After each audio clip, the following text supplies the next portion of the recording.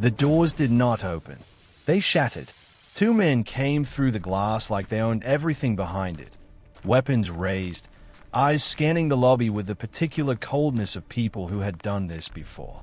The night air rushed in behind them, carrying the smell of rain and something darker. The hotel had been quiet 30 seconds ago. Now it was the kind of quiet that precedes catastrophe. Nia did not move from behind the desk. She did not duck. She did not reach for her phone. She did not make the sound that every instinct in a normal human being would have demanded she make in that moment. She stood exactly where she was, both hands flat on the counter, and she watched them the way a person watches something they have already calculated and found manageable. In the far corner of the lobby, half hidden behind a column with a tablet open on the table in front of him, Han Saiwoo went completely still. He watched her reach beneath the desk without breaking eye contact with the armed men. He heard the low mechanical click of the security doors sealing the perimeter. And then he heard her voice, steady, unhurried, and precise, cut across the lobby like a blade finding its mark. The men with the guns stopped moving. So did he, because he had heard that voice before. Welcome to Afroco Tales. Subscribe and turn on notifications so you never miss a story. Now let's go back to where this all began. The night shift at the Crown Regency Hotel began the same way it always did. Nia checked the lobby temperature, adjusted the small vase of white flowers on the counter by exactly half an inch, and pulled up the overnight log on her screen. Room 204 had requested an early checkout. The couple in 318 had called down twice about the heating. A delivery was expected before 6 in the morning and needed to be signed for and stored before the day staff arrived. She noted all of it, quietly, precisely, and without a single wasted movement. This was how Nia operated, not because she had been trained to, but because she had decided long ago that a quiet life required quiet habits. Predictability was not boring to her. It was armor. Every routine she built, every system she maintained, every shift she showed up for without complaint was a brick in a wall she had spent years constructing around herself and the one person in the world she was building it for. She did not talk about her sister to her colleagues.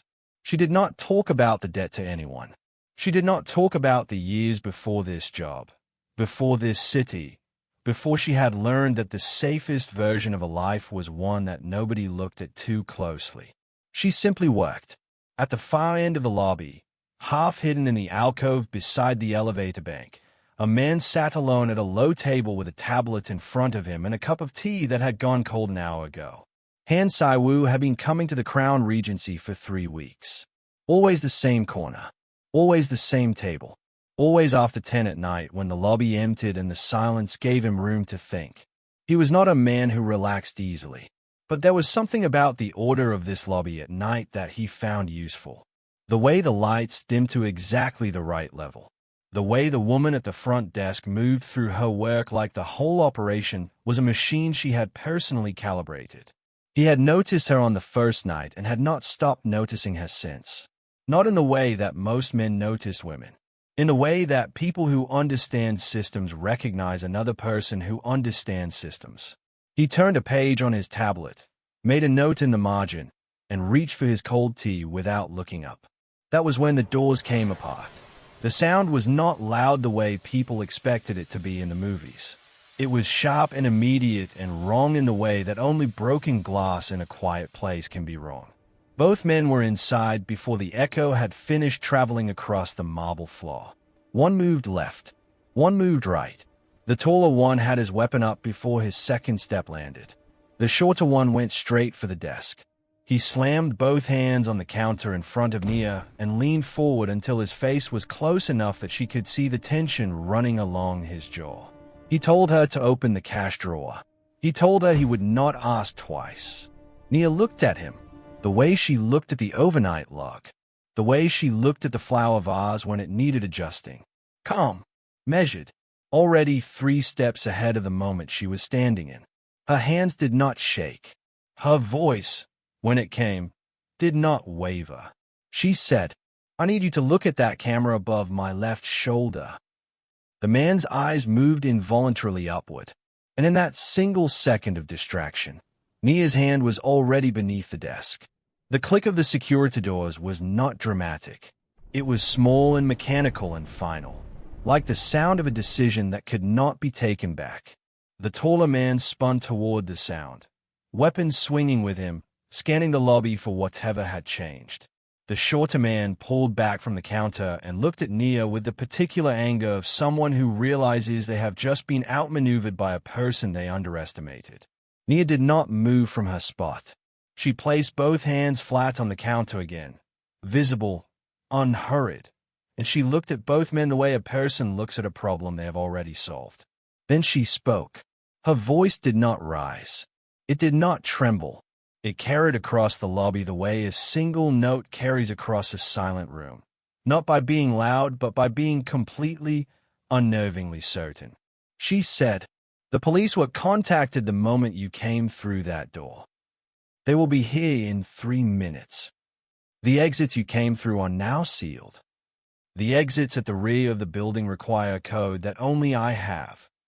So what happens in the next 3 minutes is entirely up to you." She paused. Let it land. Let them do the math. I would sit down. In the alcove beside the elevator bank, Han Saiwoo had not moved. He was not afraid. He had been in rooms with armed men before. He had been the reason for armed men before. Fear was not what was moving through him as he sat with his tablet forgotten on the table and his eyes fixed on the woman behind the desk. It was something older than fear, something that lived in the part of a person that does not forget, even when the rest of them has tried to. Because he had heard that voice before, not this woman's face. He had never seen this woman's face before tonight. Not this lobby, not this city, not this particular configuration of marble and low light and broken glass on a wet floor.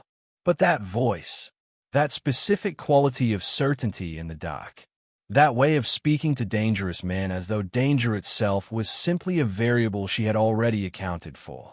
He had heard it once before, 7 years ago. In an alley behind a restaurant in a city he had been trying to leave quietly and had almost not left at all. The memory did not come gently. It came the way memories come when they have been compressed under years of deliberate forgetting, all at once and with a physical weight. He had been bleeding. 2 of his own men were down. The rival faction had moved faster than his intelligence had predicted, and he had made the mistake that men in his position could rarely afford to make. He had been caught in the open. He remembered the cold of the ground, the sound of footsteps closing in, the absolute certainty that he had miscalculated for the last time. And then a voice, low and steady and coming from the shadows to his left.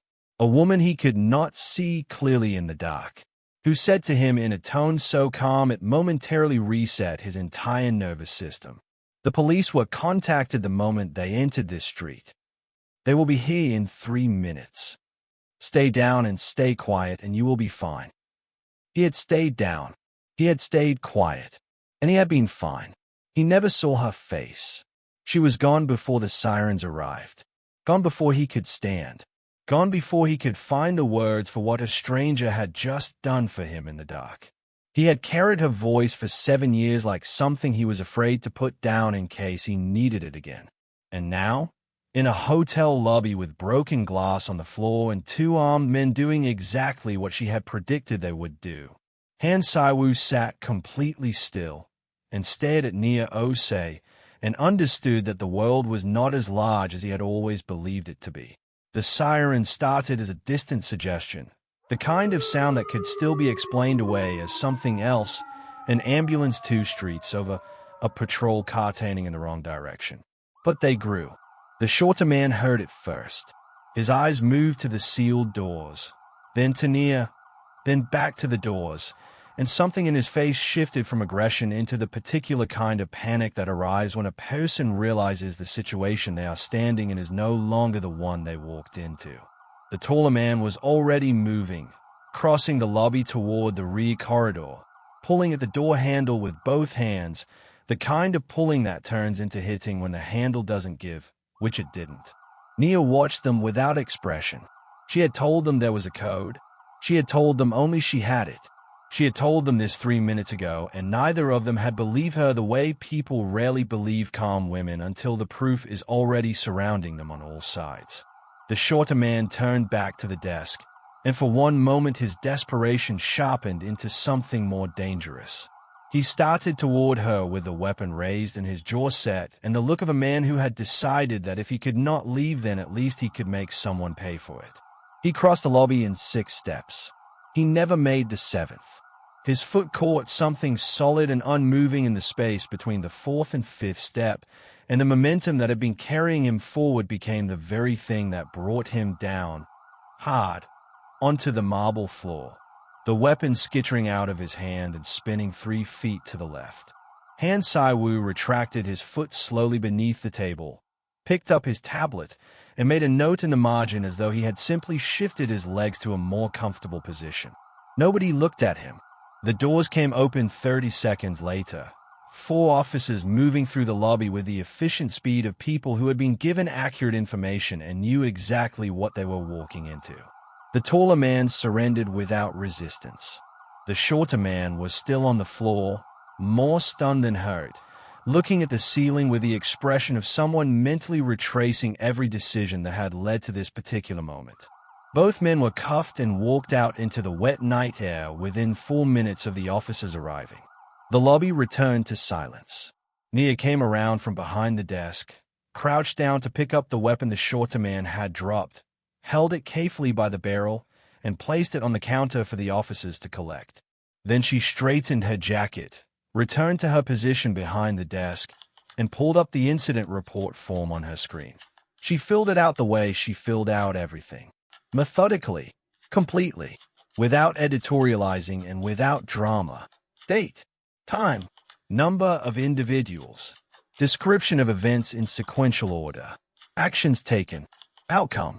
She did not pause to process what had just happened. She did not stand at the window watching the patrol cars pull away. She did not call anyone.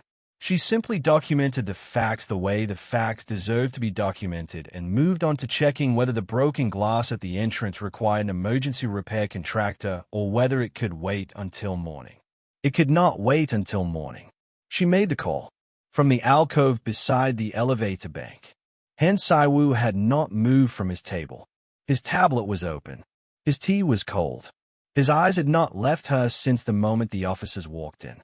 He watched her file the report, make the call, straighten the counter, and return to the overnight log as though the last 20 minutes had been nothing more than a minor administrative inconvenience. And something settled in his chest, quiet and certain and absolute. The way things settle when a question you have carried for 7 years suddenly has an answer standing 12 feet away from you in a hotel uniform, completely unaware that it has just changed everything. Han Sai-woo did not sleep that night. He sat in his hotel room on the 14th floor with the city laid out beneath him in wet light and traffic and the particular restlessness of a place that never fully goes quiet, and he thought about a woman who filed incident reports with the same energy other people use to order coffee. By midnight he had made 2 calls. By 1 in the morning his most trusted man, Park Jun, was already pulling threads. Han Sai-woo did not make a habit of investigating civilians. He was not a man who used his resources carelessly or pointed his apparatus at people who had nothing to do with his world. But this was different, and he knew it was different, and he did not waste time pretending otherwise. He had spent 7 years carrying a debt he had no name to attach to.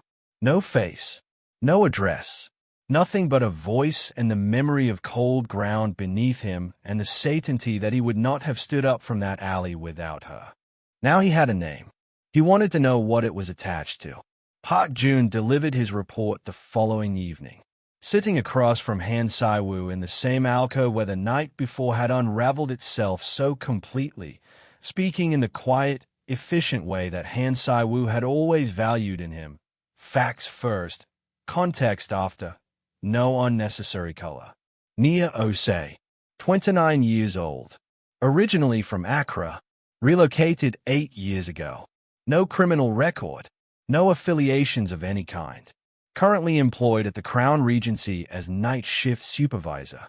Previously employed at 2 other hotels in the same capacity. Always the night shift. Always the longest hours available. Han Sai-woo listened without interrupting.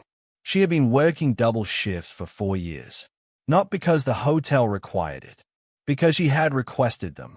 Every overtime hour available, every holiday shift that other staff preferred to avoid, every gap in the schedule that needed filling. Nia had filled it, quietly and without complaint and without ever explaining why to anyone she worked with. Park Jun set a single photograph on the table. A young woman in a university courtyard somewhere cold and northern, coat too light for the weather, laughing at something outside the frame.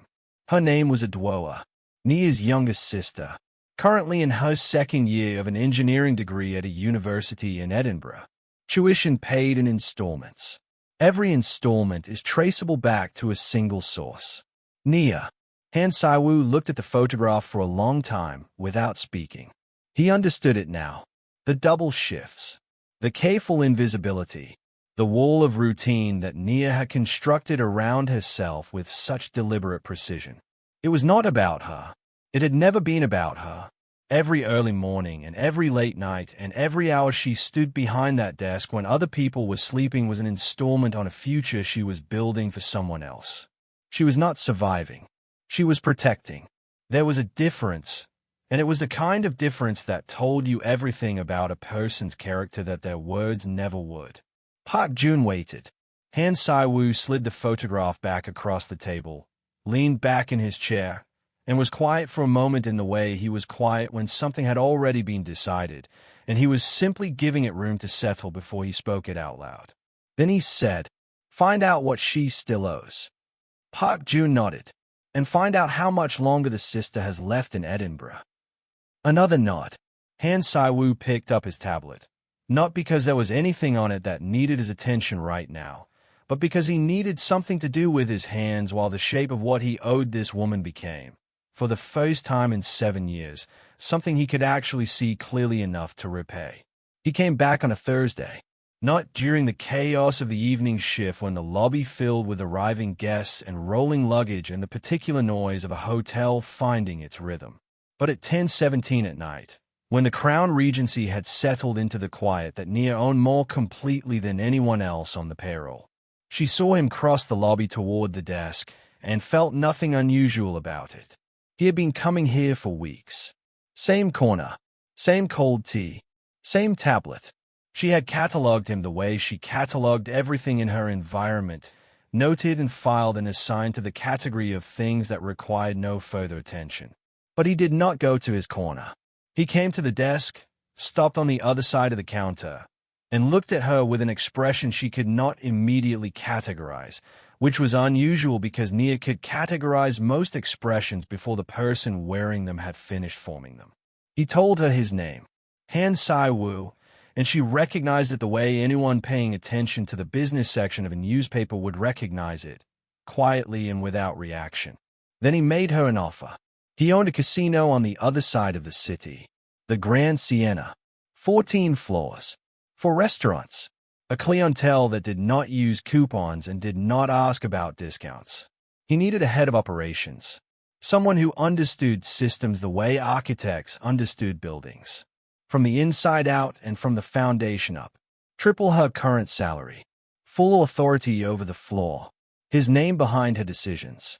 Nia listened to all of it, the way she listened to everything, completely and without interruption. And when he finished, she looked at him with the same measured calm she had aimed at 2 armed men 3 nights ago and told him no. Not unkindly, not with explanation, just no. She preferred a predictable life. She had built one carefully and she intended to keep it.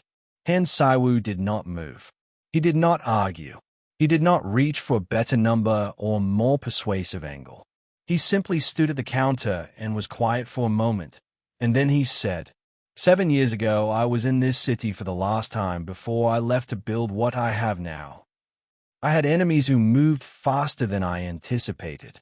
They found me in an alley behind a restaurant on Crescent Street on a Thursday night in November. 2 of my men were down. I was bleeding and I was certain it was over. Nia became very still. A woman came out of the dark. I never saw her face clearly. She crouched beside me and she said, "The police were contacted the moment they entered this street. They will be here in 3 minutes. Stay down and stay quiet and you will be fine." The lobby was completely silent. She was gone before they arrived.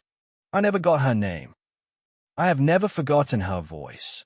Nia set both hands flat on the counter, and for the first time since he had known her, she was not 3 steps ahead of the moment she was standing in. She was standing fully inside it, present and unguarded and remembering. A Thursday in November, a man on the ground with his hand pressed to his side. The smell of rain and blood and cold concrete. A face she had not been able to see clearly in the dark, but had thought about more than once in the years since, wondering if he had been all right. He had been all right. He was standing in front of her now in a tailored jacket with cold tea in his corner and an empire built from nothing and a debt in his eyes that he had clearly been carrying for a very long time. Nia looked at him for a long moment. Then she thought about Adwoa, about Edinburgh, about the installments and the double shifts and the years of careful invisible work that still had years left to run. She thought about what it would mean to clear it, not through charity, not through rescue, but through her own competence, on her own terms, in a role she had just proven to herself 3 nights ago she was more than capable of filling. She said, "I will need my own office." Han Saiwoo's expression did not change dramatically, but something in it settled. The way things settle when a weight you have carried for a very long time is finally put down in exactly the right place. He said, "You will have it."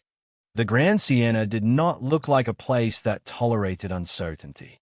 It rose 14 floors above the city with the particular confidence of a building that had been designed to make people feel that the world outside its doors was smaller and less significant than the world within.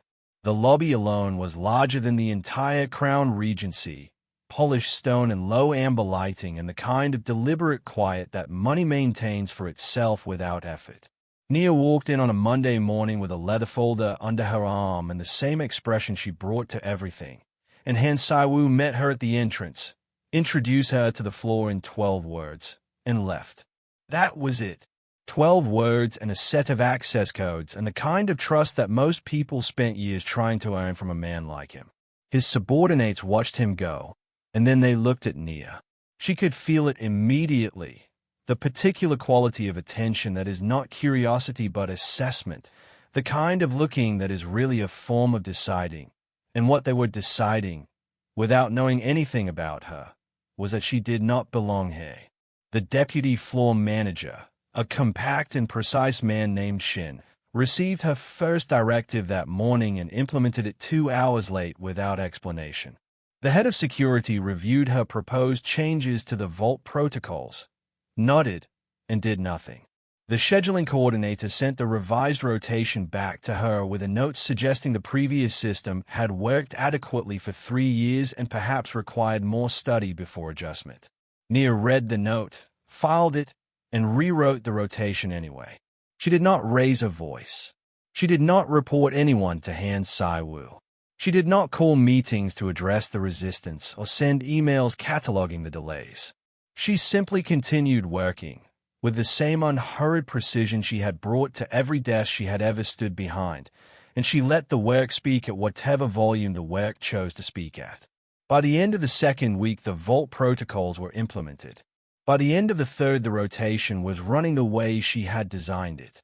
The gaps in the security system that she had identified on her first walkthrough were closed one by one, quietly, completely, without fanfare. The doubt did not disappear, but it got quieter, and then her phone rang. It was Adwoa, and the sound of her sister's voice told Nia everything she needed to know before a single word had been spoken, because Adwoa did not frighten easily and she was frightened now. Someone had contacted the university. A man Adwoa did not recognize had been asking questions near the campus. Questions about Nia, about where she works now, about whom she worked for. Nia stood in her new office on the 3rd floor of the Grand Siena and listened to her sister's voice and felt something shift beneath her feet that had nothing to do with the floor. She kept her voice steady for Adwoa, told her it was nothing, told her to go back to her dormitory and call her again in an hour, and stayed on the line until she heard the fear in her sister's breathing ease into something more manageable. Then she ended the call and stood at her window and understood with the full weight of a person who has never permitted themselves illusions that the life she had spent 8 years constructing with such care, brick by brick and shift by shift and installment by installment, was already gone. She had walked through a door when she said yes to Han Sai-woo, and doors like that did not have handles on the inside. Before we continue, we want to pause for just a moment for some very special people. To Barbara from Tennessee, Carol from Ohio, Dorothy from Georgia, and every single person in this community who watches every video, leaves the kindest comments, hits that like button faithfully, and shares our stories with their friends and families. We see you, we appreciate you more than we can properly say, and we want you to know that when we write these stories, we write them with you in mind. This next part is for you. Stay with us. Intelligence came first, the way it always does when someone wants you to know they are coming without giving you enough time to do anything useful about it. Small things initially. A delivery driver who asked too many questions about the shift change schedule. A man in the restaurant on the second floor who ordered nothing and stayed 3 hours and watched the floor with the particular patience of someone being paid to watch. A phone call to the front desk asking for a manager by a name that did not belong to anyone on the payroll.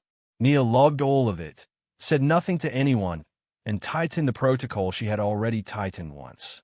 She had been in Han Sai-woo's world long enough now to understand that silence before a threat was not the absence of the threat. It was the threat clearing its throat. His name was Yoon Dae-sang, and Park Jun had mentioned him once in passing with the particular economy of words that people use when they want to convey seriousness without causing panic. Arrival with older money and newer grievances.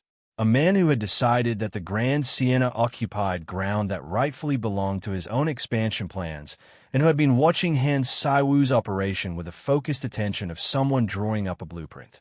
The men he sent on a Wednesday afternoon were not there to rob anything.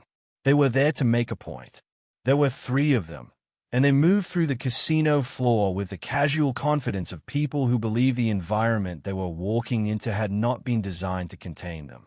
They bypassed the main floor entirely, which told Nia they had better intelligence than she had hoped, and made their way toward the counting room at the rear of the building. She was already inside when they arrived. She heard them in the corridor outside, the particular rhythm of 3 sets of footsteps that are trying to sound unhurried and failing at it in the small ways that training never fully eliminates. And she set down the ledger she was holding, placed her hands flat on the counting table, and waited. The door opened. The man who entered first was large and unhurried, and he looked at Nia the way people look at something they expected to be an obstacle and are relieved to find is smaller than anticipated. He told her they had questions. He told her she was going to answer them. He told her this was not personal. Nia looked at him the way she had looked at the man who slammed his hands on her hotel counter on a rainy night not so long ago. Calm, measured, already 3 steps ahead. She said, "I need you to look at the panel above the door you just came through." His eyes moved, just for a second, involuntarily, the way eyes always move when a calm person points them somewhere with certainty. Her hand was already on the panel beneath the table. The lockdown engaged with the same small mechanical sound she had always found quietly satisfying. Low, final, like a decision that could not be taken back. The security corridor is sealed on both ends simultaneously, trapping all 3 men between the counting room entrance and the emergency exit with the particular efficiency of a system that had been designed for exactly this purpose and had been waiting patiently for someone competent enough to use it correctly. The men understood what had happened about 4 seconds after it happened. Outside in the corridor, through the security glass, Shin stood watching. The head of security stood beside him. 2 other staff members who had spent the better part of 3 weeks questioning Nia's every protocol stood behind them both. Nobody spoke. They simply watched the 3 men in the sealed corridor realize they were not going anywhere. And then they looked at each other with the particular expression of people who are in the process of revising an opinion they probably should have revised sooner. Nia straightened her jacket, picked up the ledger, and called Park Jun. But even as she dialed, even as the calm settled around her the way it always did after a threat had been contained and catalogued and dealt with. One thought moved through her that the calm could not quite cover. They had gone to Edinburgh. Yoon Dae-sang already knew about Kdrama, which meant this had never been only about the casino. It had never been only about Han Si-woo's operation or the ground his building occupied or the business rivalry that Park Jun had described in careful, economical words. They had found the one thing Nia had spent 8 years making sure nobody could find. And they had touched it. Han Si-woo arrived at the Grand Sienna 40 minutes after Park Jun's call. He did not arrive with noise. He never did. He came through the side entrance with 3 men behind him and the particular stillness of someone who had already assessed the situation from a distance and arrived with a response fully formed. What he found when he reached the security corridor stopped him for just a moment. Not the 3 men trapped behind the reinforced glass. He had expected that from Park Jun's account. Not the lockdown itself, which was functioning exactly as the protocols Nia had written specified it should function. What stopped him was the perimeter around it. Shin was positioned at the left end of the corridor, the head of security at the right. 4 other staff members spread between them in a configuration that was not accidental and had not been directed by anyone in the last 40 minutes because the only person with the authority to direct it had been standing inside the counting room when it formed. They had done it on their own. Han Si-woo looked at the positioning for a moment, then looked through the security glass at Nia standing on the other side with her ledger in hand and her jacket straight, and something moved through his expression that was gone before it fully arrived. He turned to Park Jun and said 2 words. Park Jun made a call. What happened in the next 4 hours did not happen inside the Grand Sienna.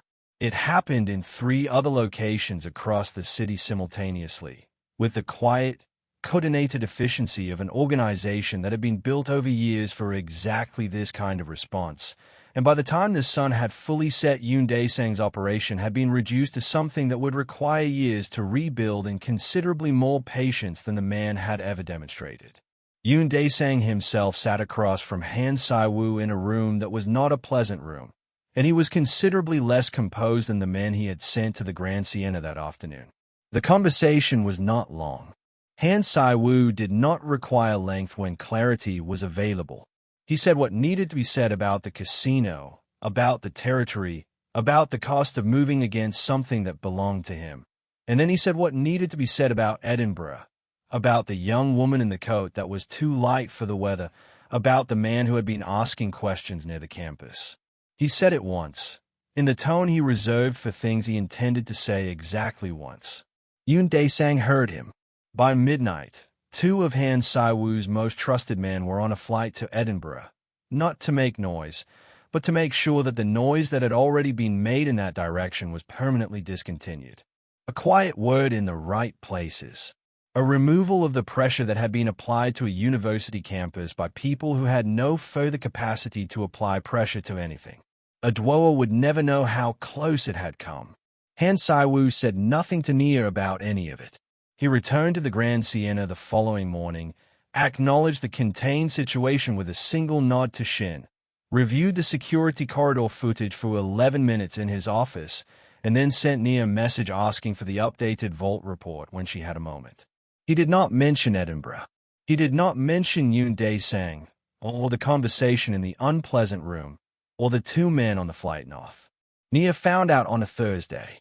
Not from Han Si-woo, not from Park Jun, from Kdrama herself, who called to say that the strange man near the campus had not been seen in 4 days and that everything felt normal again, and that she didn't know why, but she had a feeling someone was looking out for her. Nia sat with that information for a long time, quietly, in the way she sat with things that were too large for an immediate response. Then she set her phone down, straightened the ledger on her desk, and understood that Han Si-woo had stepped into the most private corner of her life without being invited, and had left it safer than he found it, without saying a single word about it.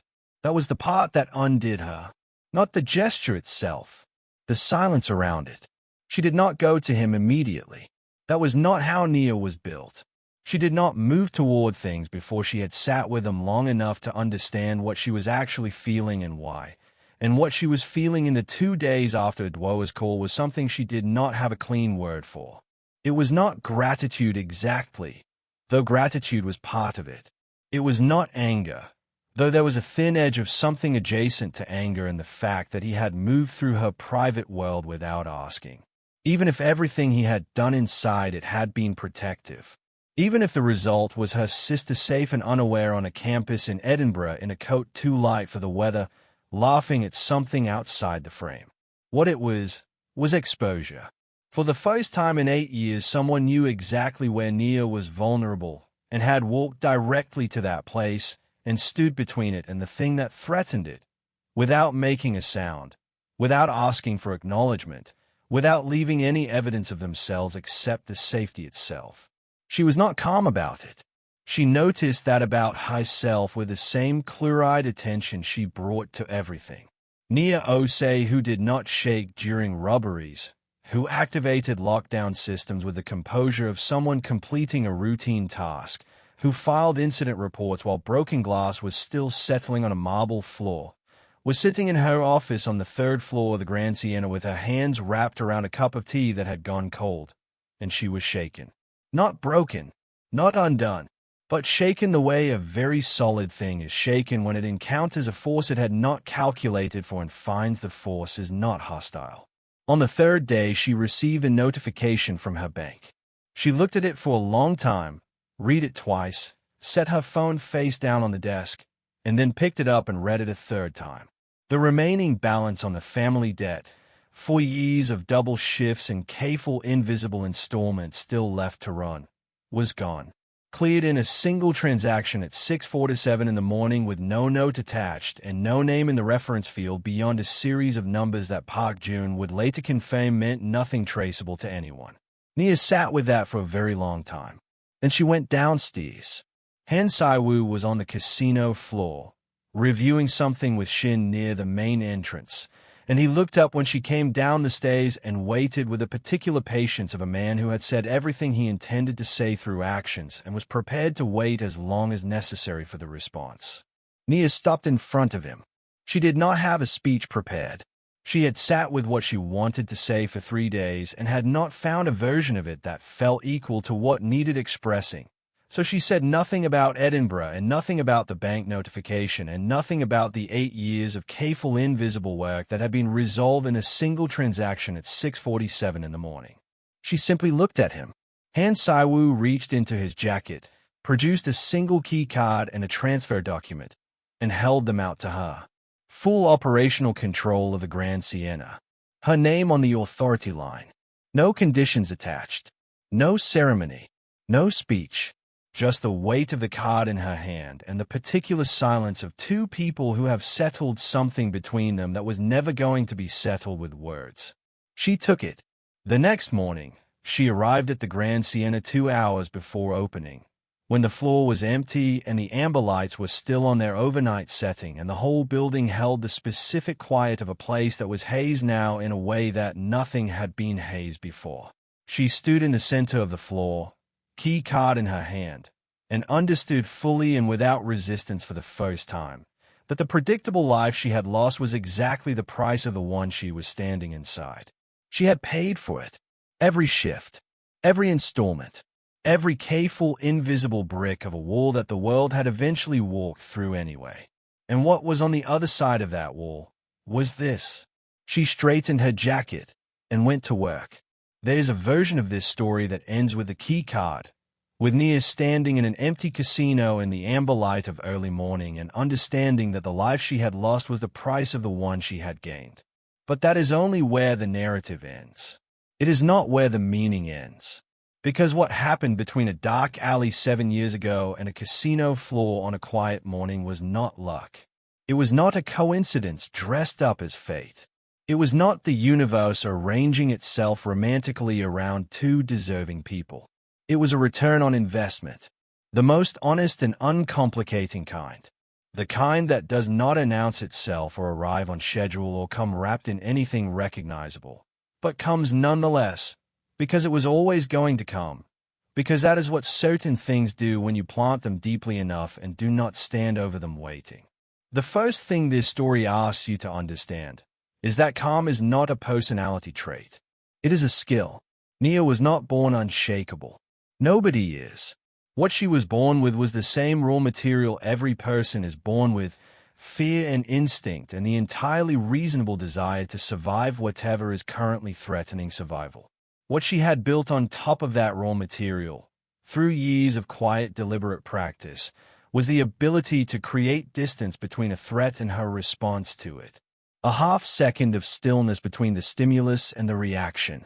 That half-second is where competent people live. It is where clear decisions are made. It is what separated Nia from every other person in that lobby on the night the doors came apart. You can build that half-second. It does not require a personality transplant. It requires practice, and the willingness to practice it in small moments so that it is available to you in large ones. The second thing this story asks you to understand is that competence is the only currency that never loses its value. Nia did not win the respect of Han Siwoo's subordinates by asking for it. She did not win it through the authority he gave her or the title on her door or the access codes in her hand. She won it by being undeniably, repeatedly, visibly good at the things she said she would do. In a world where credentials can be fabricated and titles can be assigned and authority can be handed to the wrong person by someone who is trusted too quickly, actual competence is the one thing that cannot be faked across time. Shin watched her. The head of security watched her, and what they saw over 3 weeks of quiet, unannounced work was a person who knew exactly what she was doing and did it whether anyone was watching or not. That is the only argument that has ever permanently changed a skeptic's mind. The third thing, and perhaps the most important, is this. The people you help without expectation are the ones who quietly determine your future. Nia did not crouch beside a bleeding man in a dark alley on a Thursday night in November because she expected a return. She did it because it was the thing to do. She did not carry that night forward as an investment or a favor owed or a debt she intended to collect. She carried it the way most genuinely good people carry the things they do quietly. She barely carried it at all.